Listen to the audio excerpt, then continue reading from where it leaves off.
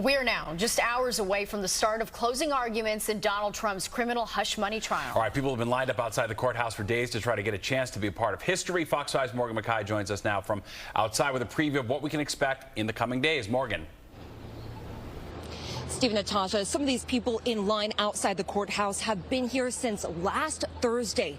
There are only 6 seats inside the actual courtroom itself for the public, and most of these people are hoping they will be lucky enough to grab a spot to witness history.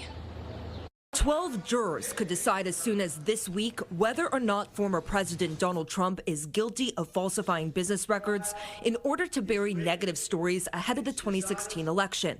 Prosecutors called 20 witnesses, including adult film star Stormy Daniels, who told the jury she was paid $130,000 by Trump's former attorney Michael Cohen to keep quiet about her alleged sexual encounter with Trump.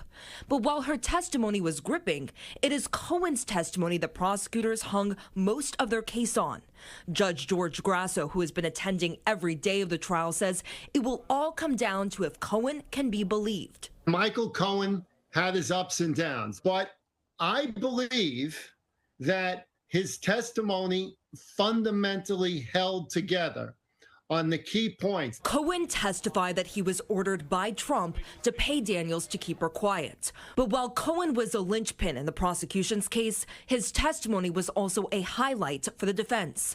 Cohen, who has admitted to lying on the witness stand before, was hammered by Trump's team over his past lies and his recollection of key details. Michael Cohen was really caught off guard by that, so it would have been obvious to the jury as well. The name of the game for the defense is to put doubt in jurors' minds. The jury could now decide as soon as this week if there is enough evidence to convict Trump. 6 members of the public will be lucky enough to score a seat inside the courtroom, and people are already camping out hoping to either secure a spot or to sell their place in line to the highest bidder. I want to see my own eyes. I want to listen by my own ear because I don't trust the mainstream media anymore.